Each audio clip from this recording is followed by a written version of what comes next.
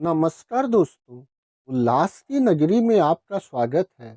जाति पाति विहीन वेद पुराण के पाखंड से रहित कामगारों की इस दुनिया में बैठकर खाने वाले गपोड़ों के लिए कोई जगह नहीं है। यह संत रविदास जी की नगरी है। यह बेगमपुरा है। इसमें ऊंच नीच, अमीर गरीब और छुआछूत का भेद नहीं है। यहाँ कोई टैक्स देना नहीं पड़ता है। यहाँ कोई संपत्ति का मालिक नहीं है। कोई अन्याय, कोई चिंता, कोई आतंक और कोई यातना नहीं है। रविदास जी बताते हैं कि शहर का नाम बेगमपुरा है या बेगमपुरा शहर को नमन करता हूँ। उस स्थान पर दुख और कोलाहल नहीं है। वहाँ न चिंता है और न संपत्ति पर लगान लगता है। वहाँ भय भी नहीं है, अपराध भी नहीं है और त्रस्त होने की ज्वाला भी नहीं है। अब मुझे अपने स्वदेश में सुंदर घर मिल गया है। हे मेरे भाई, वहाँ हमेशा खैरियत रहती है। वहाँ सदैव आत्मिक हुकूमत हमेशा कायम रहती है।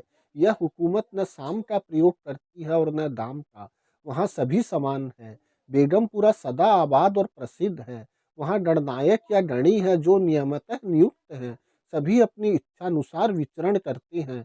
वह महल के अंतःपुर में जाने पर भी कोई बाधा नहीं डालता, अर्थात वहाँ कहीं कोई रोक टोक नहीं है। चर्मकार रैदास जी कहते हैं कि इस शहर में रहने वाला ही मेरा सच्चा मित्र है। समाज कैसा होना चाहिए, उसमें क्या क्या होना चाहिए, जैसे बड़े सवाल जिनका हल हम सिर्फ लंबी लंबी थ्योरीज में खोजते हैं, रविदास जी ने कुछ पंक्तियों में ही स्पष्ट कर दिया था। रविदास जी यूं तो 15वीं शताब्दी के कवि हैं, लेकिन उनके विचार आधुनिक थे, क्रांतिकारी थे। वे इस विचार के विपरीत खड़े थे कि दलित यानी उस समय के अछूत समुदाय विचारक, समाज सुधारक, ज्ञाता और सबसे ऊपर एक संत नहीं हो सकती, क्योंकि वह ब्राह्मण नहीं है। रविदास जी के उलट तुलसीदास जी के रामचरितमानस के राम का चरित्र और राम राज्य की अवधारणा पूरी तरह द्विजों और मर्दों के वर्चस्व की स्थापना करने वाली है। सच तो यह है कि राम के चरित्र का गुणगान करने वाली रामचरितमानस मनुस्मृति और पुराणों की कलात्मक अभिव्यक्ति है। राम के चरित्र को न्याय का प्रतीक बताकर और रामचरितमानस को प्रगतिशील साहित्य घोषित कर ब्राह्मणवादी सत्ता ने द्विज पुरुषों के सांस्कृतिक वर्चस्व की परंपरा को और मजबूत ही बनाया है। ऐसा करके उन्होंने हिंदी समाज के वर्ण जातिवादी और पितृ सत्तात्मक चरित्र को ही आगे बढ़ाने का काम किया। बेगमपुरा के विपरीत राम राज्य की परिकल्पना वर्णाश्रम धर्म यानी वर्ण जाति व्यवस्था पर आधारित है।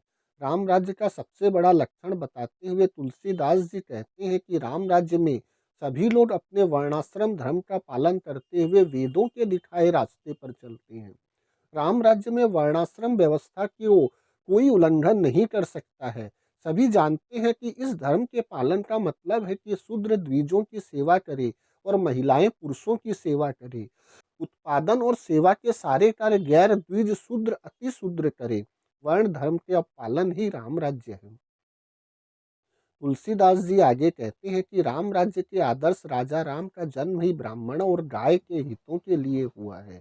इतना ही नहीं, राम राज्य के आदर्श राजा राम स्वयं ही घोषणा करते हैं कि उन्हें द्विज सबसे प्रिय है। तुलसीदास शूद्रों अति शूद्रों की समता की मांग को भी कलयुग का एक बड़ा लक्षण बताते हुए कहते हैं कि कलयुग में शूद्र द्विजों से कहते हैं कि हम तुमसे कम नहीं है, और जो ब्राह्मण ब्रह्म ज्ञानी है उनको शूद्र आंख ततेरते हुए डांटते हैं।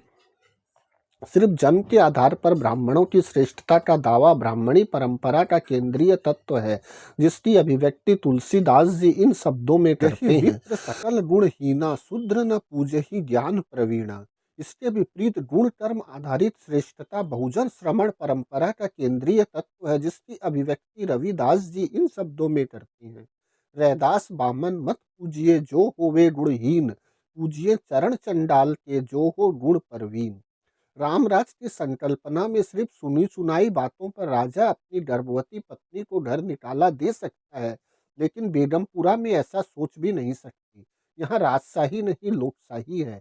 यहाँ स्त्री पुरुष बराबर है। यहाँ हुकूमत न साम का प्रयोग करती है और न दाम का। यहाँ पितृ सत्तात्मक सत्ता नहीं चलती। राम राज्य में बाघ और बकरी भले ही एक तालाब का पानी पीते हो, लेकिन वहाँ ब्राह्मण और शूद्र एक कुएं का पानी नहीं ले सकते। पर बेगमपुरा में जाति है ही नहीं। यहाँ सभी समान है। बेगमपुरा की हुकूमत की नज़र में उसके सभी निवासी बराबर हैं, सबके अधिकार एक हैं। यहाँ न कोई हिंदू है, न मुसलमान और न कोई ऊंच-नीच है। क्योंकि यहाँ धर्म और जाति व्यवस्था कोई मायने नहीं रखते, इसलिए देवी-देवता भी राज्य की सीमा से बाहर रहते हैं। जाहिर है कि संत रविदास जी सिर्फ कवि ही नहीं, बल्कि उच्च कोटि के चिंतक एवं विचारक भी थे। वे बेगमपुर शहर के आर्किटेक्ट थे। बेगमपुरा अर्थात बिना ड्रम का शहर। संत रविदास जी के बेगमपुर को लेकर गेम ओवलेट ने एक पुस्तक लिखी है, सीकिंग बेगमपुरा अर्थात बेगमपुरा की खोज।